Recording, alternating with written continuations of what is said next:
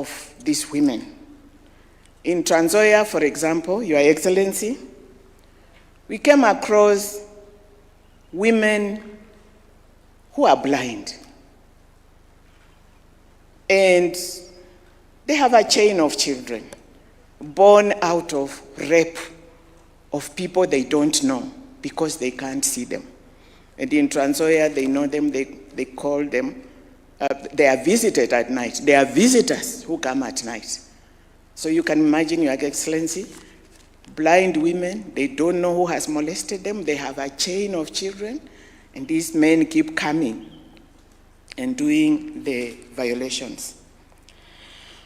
Men and boys are also affected by GBV, though their experiences are often hidden and underreported due to stigma, social expectations of masculinity, and limited support services. We found that men may experience physical and emotional violence in public and private spaces, and psychological harm linked to rigid gender norms that discourage vulnerability or help seeking. We heard of their experiences of going to the police to report a violation, and they are told, you are embarrassing the men. Please go back home. But they are suffering. The Kenya Demographic and Health Survey findings indicate that about 34 to 44% of men in this country have suffered various forms of gender-based violence. On femicide, Your Excellency, the statistics are grim. Between 2022 and 2024, reported cases of femicide rose by 10%, with 578 women killed in 2024 alone. These are not just numbers. They are mothers, they are daughters, and their sisters whose lives were cut short, often by those they trust most. Our analysis reveals a chilling reality. The home, Your Excellency, has become the most dangerous place for women and girls in Kenya to live in. The home, a place of love, a place of warmth, also we think is the epicenter of femicide, Your Excellency. Children and boys and girls, Your Excellency, children as young as 3 years old, both boys and girls, are facing a severe scourge of abuse, defilement, sodomy, in the hands of people who should care for them, their own fathers.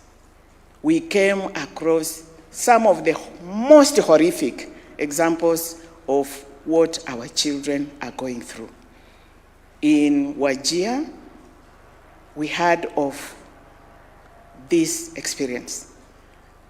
A child, a girl aged 4 years, Your Excellency, defiled and damaged so badly and left by the roadside with her intestines hanging out of her body.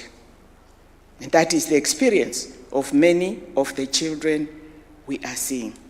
And the most unfortunate thing, Your Excellency, is that defilement and abuse of children, who are the most vulnerable and the most defenseless of humanity, is shrouded in silence. Not a mother can defend them. Not a father can defend them, because we are protecting the so-called family honor. Those are our children. We have witnessed the emergence of extreme brutality. We are seeing patterns of violence marked by dismemberment and torture. Acts designed not just to kill, but to dehumanize. That is what our daughters, our mothers are going through. Like death is not enough. You kill them and dehumanize that body. It is horror stories out there. Now, what are the systemic failures and gaps that we found? Your Excellency, we identified critical gaps that fuel impunity. We found siloed and uncoordinated efforts, both by government and non-governmental organizations, towards combating GBV, including femicide. This has resulted in lack of focus in activities and accountability of resources from both government and development partners. We found insufficient resource allocation targeting combating of GBV, including femicide, at both national and county levels. And this hinders survivors' access to legal, medical, and psychosocial support. Institutions of justice, Your Excellency, such as the judiciary, the police, the DCI, the ODPP, etc., remain too underfunded to effectively respond to GBV and femicide violations. We found that currently our laws treat targeted killing of women merely as murder. There is no distinct offense of femicide in our laws, in the Penal Code. Yet femicide is not just a killing. It is a killing of a woman because she's a woman, often rooted in intimate partner violence, misogyny, and control, harmful cultural practices, systemic gender inequality. And therefore, treating it as an ordinary murder case erases the motive and the structural violence behind it, and prevents us from tracking the true scale of the problem and applying sentences that match the gravity of that hate crime. Your Excellency, we've had random debate. We have the law on murder, and murder carries a mandatory sentence. Why do you want a femicide law? And we are telling them femicide is different. And if we treat it as any other homicide, then we miss out.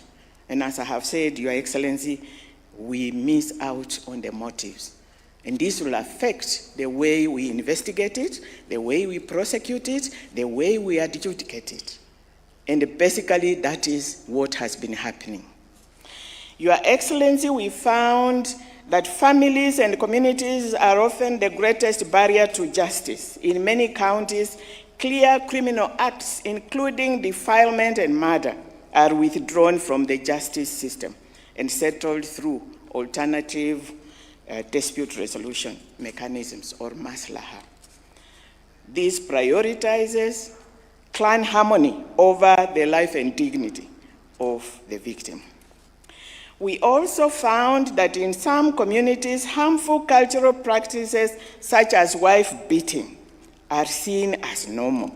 Female genital mutilation, child marriage, and sexual exploitation are deeply embedded and often not reported as a violence, but rather seen as normal cultural behavior, thus contributing to GBV, including homicide.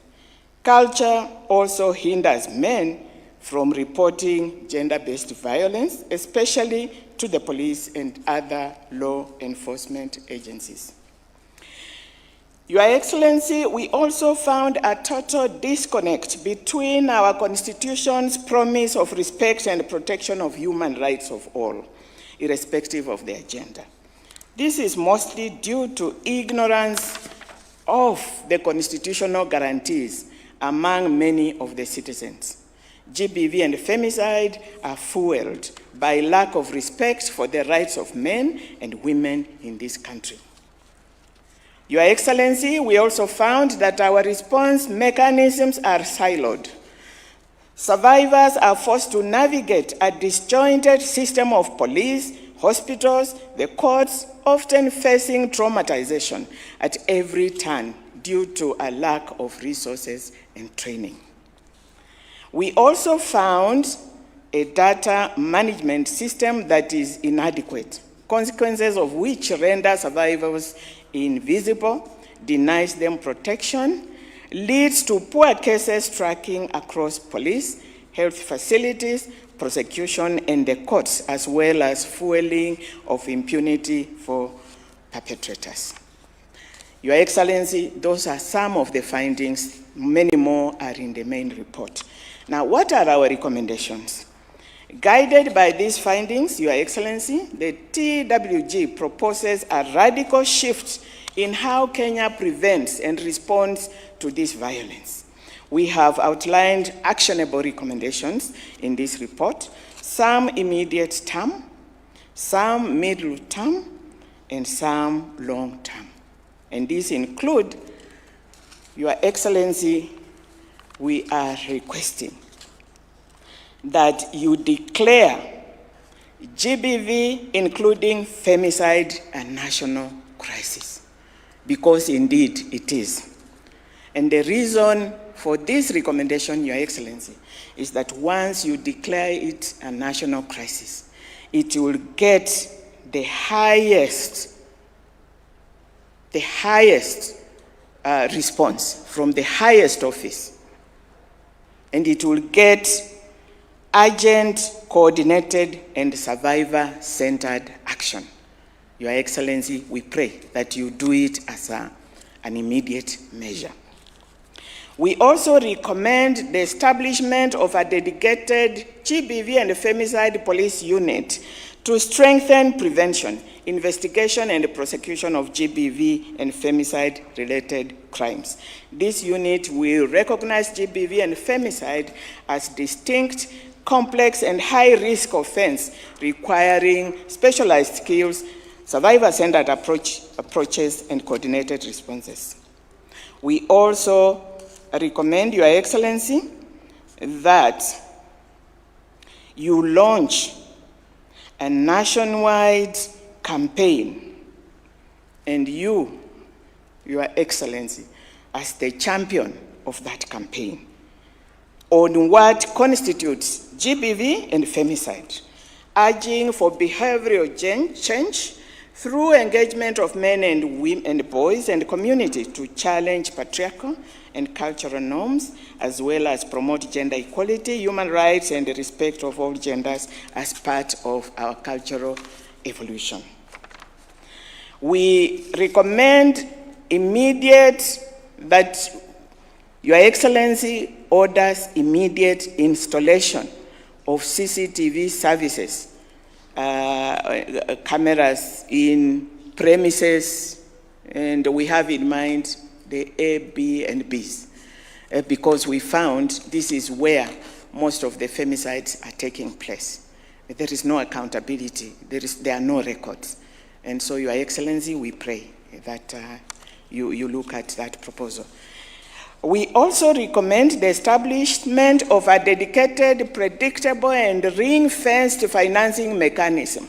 And that one, Your Excellency, we are recommending the establishment of the National GBV and Femicide Response Fund, which comprises the government, the private sector, and development partners. As I started off by saying, Your Excellency, we spend money out there without coordination. Donors give money. People do little things here and there. There's no coordination. Government spends money. And for the private sector, we want to tell the public that GBV and femicide is a security issue. And if they don't help us to combat GBV, they will lose out in business.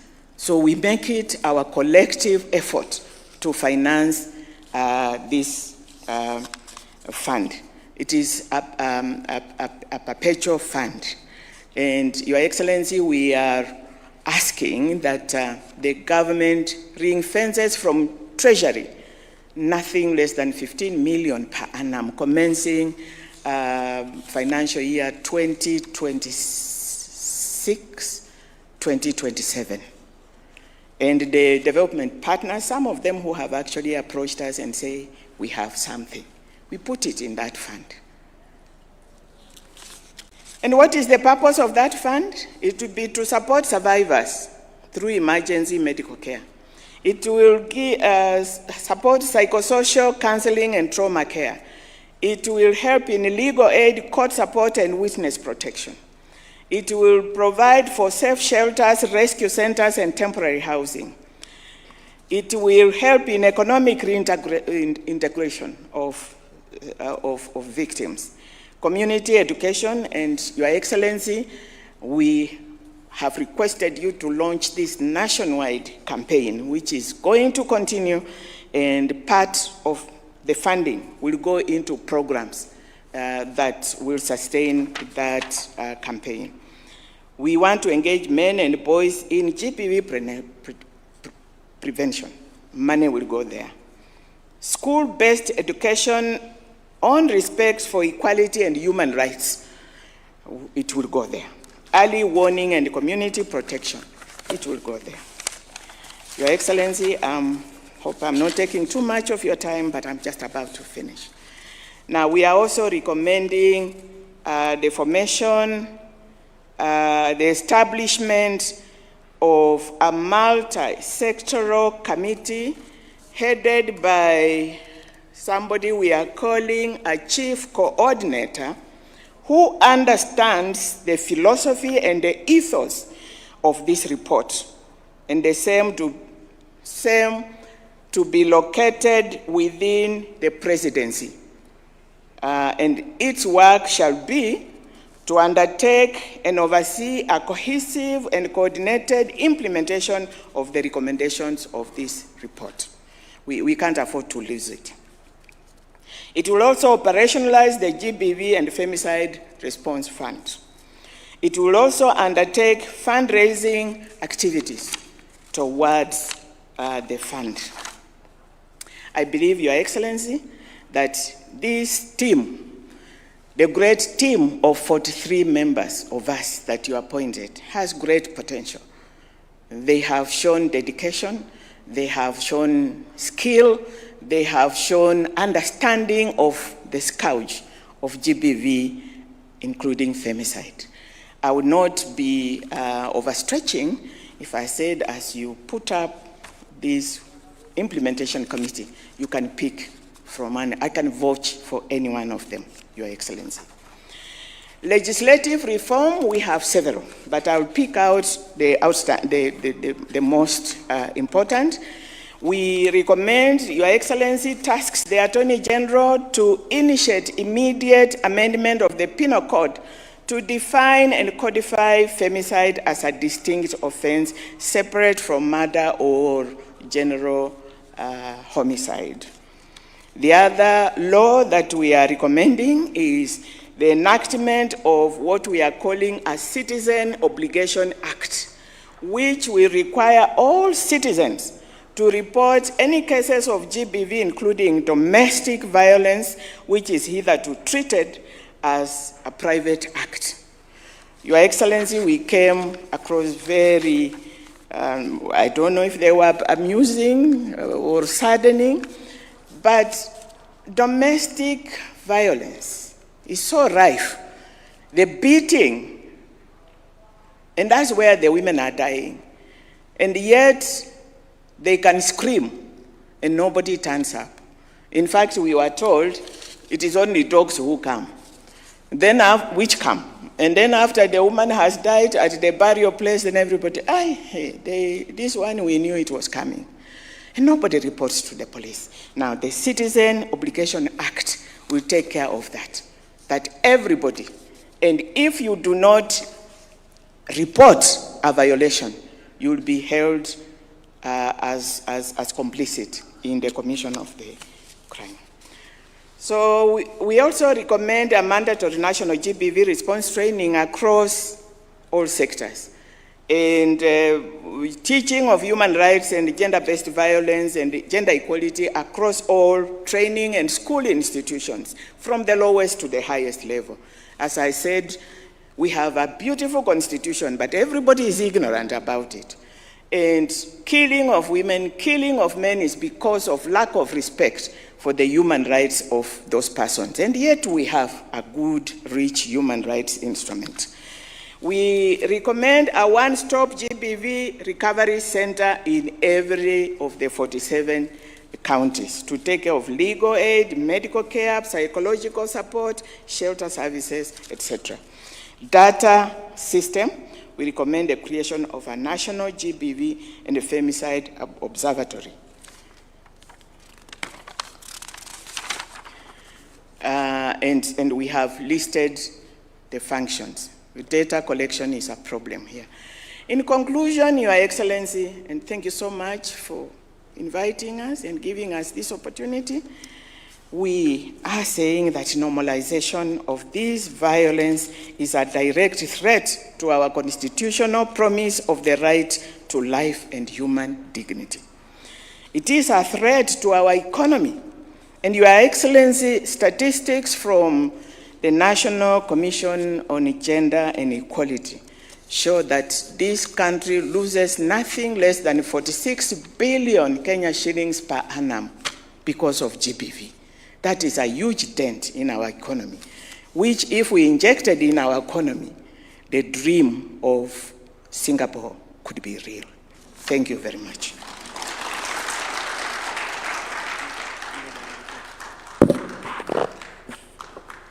Honorable Lady Justice, you can hand over the report to His Excellency the President.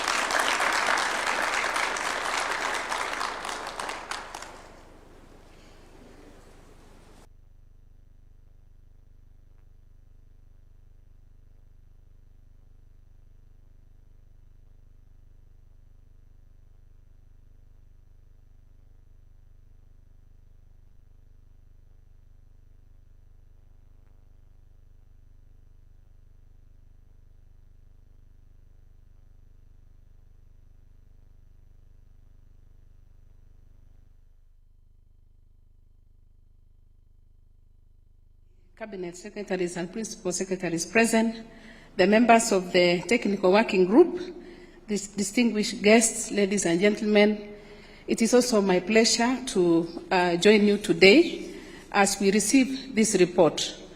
I will not repeat what has been said because that report is rich. We are going to interrogate it, but we want to state that this report anchors the efforts that have been put in place, and Your Excellency, the report that you are holding is a collective hope and expectations of millions of Kenyans.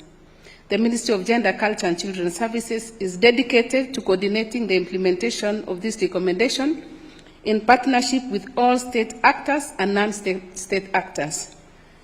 The work of this task force marks not the end, but the beginning of a renewed, resourced and relentless national effort to realize a Kenya where every citizen is safe and has dignity. I thank you, Your Excellency, for your steadfast leadership and your unwavering commitment to the empowerment and the protection of the people of Kenya. I'd just like to make a small correction from what the chair said. 15 billion is not enough. I think she meant 50 billion. So I think billion. Yes, because 15 million per year is not enough. It is the, how much was it? Billion, yes, not million. Yes, she meant 15 billion, not 15 million. So that is the kind of a budget we are looking at, but not only the budget, but we also, the campaign that she spoke about, where we go to every function, whether it is church, whether it is a school, whether it is any function, we will be speaking about it because we need our country to be safe. We need our women and girls to be free. We need our boys and girls to enjoy the leadership of His Excellency the President. I want to agree with you, Chair, that the only way to Singapore is to support the work the President is doing through the building of affordable housing, the markets, but we will not enjoy working in those places unless we do away with GBV and femicide. So I will not add much. Allow me at this particular time just to ask that we all be upstanding to welcome His Excellency the President to speak to us. Welcome, Your Excellency.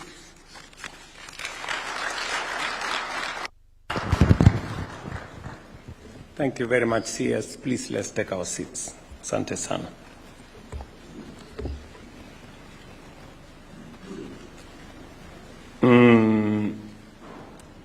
We did get a very robust report from the chair of the Technical Working Group on Gender-Based Violence.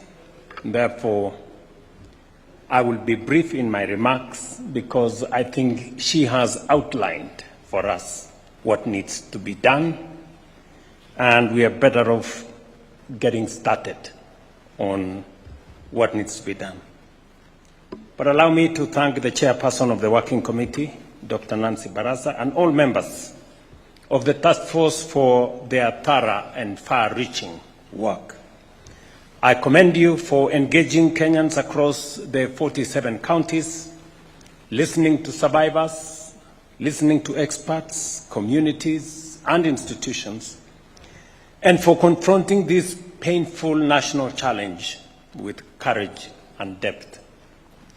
Listening to the recommendations that you have made, I am persuaded that you have identified the critical areas that if we address, we should be able to move the needle on this challenge. This report is more than a technical document. It is a reflection of voices, fears, and hopes of Kenyan people, especially survivors of gender-based violence. I have received and taken note of the contents of this report and its wide-ranging findings and recommendations on gender-based violence and femicide. The report lays bare the scale, complexity, and evolving nature of GBV in our country, affecting women, men, girls, and boys, with women and girls bearing a disproportionate burden. The findings on femicide, domestic violence, harmful cultural practices, and technology-facilitated abuse are deeply troubling and demand collective national reflection and action. I note key proposals in the report, including the call to treat GBV, including femicide, as a national crisis, requiring urgent and coordinated action. Recommendations for strengthened prevention, investigation, and prosecution, including specialized capacity within our law enforcement agencies. Proposals for legislative and policy reforms, including improved legal definitions, survivor protection, and accountability mechanisms. And the emphasis on coordinated financing, data systems, survivor-centered services, and national awareness and behavioral change.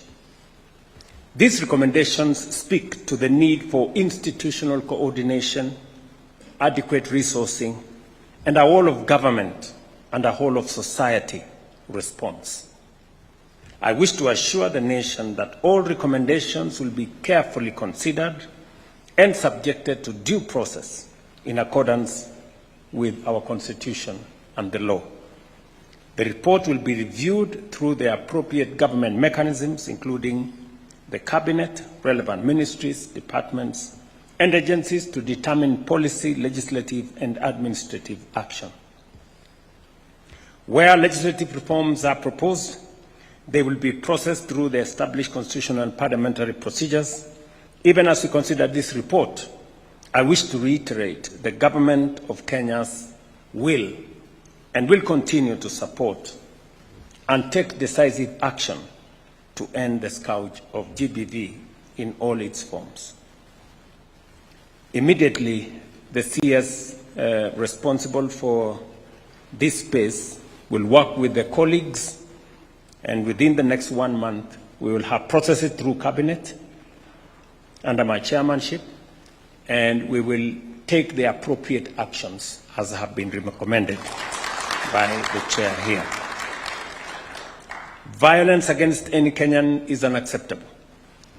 Violence rooted in gender, power, or inequality is a betrayal of our Constitution, our values, and humanity. Protecting life, dignity, and safety is not optional. It is a core duty of a state. That said, however, ending gender violence is not the work of government alone. Parents and families and communities must nurture respect and non-violence from every home. Religious institutions must uphold the sanctity of life and dignity. Community leaders and elders must reject harmful practices and silence around abuse.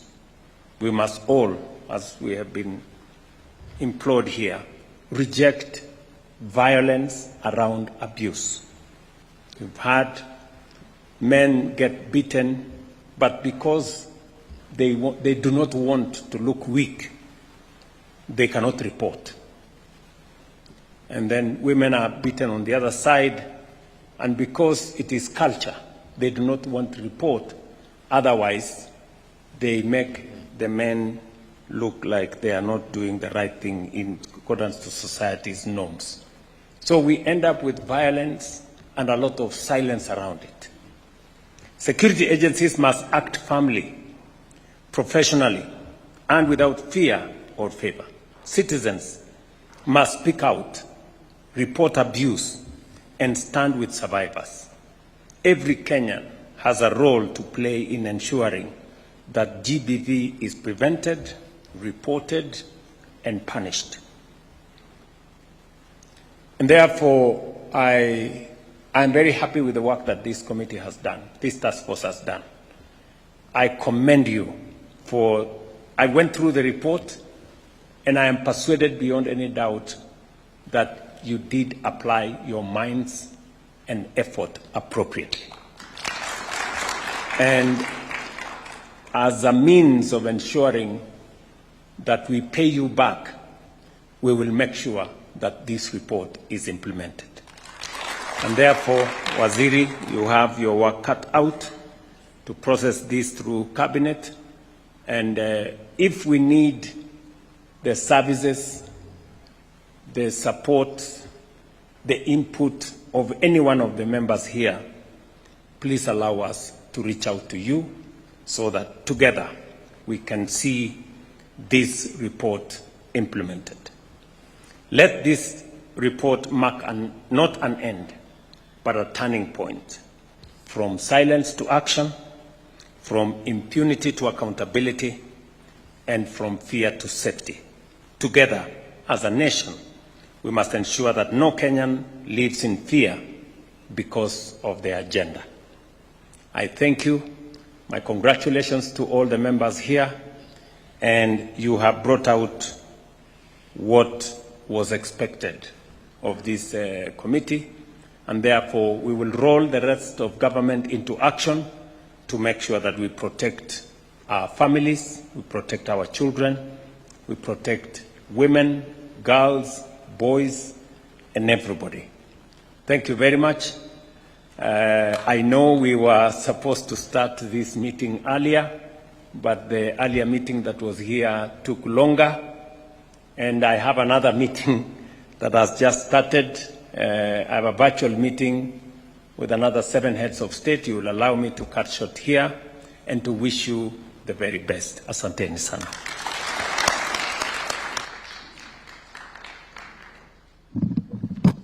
Your Excellency, a quick photo, perhaps? A very quick photo. Let's take our seats. TWG. The TWG.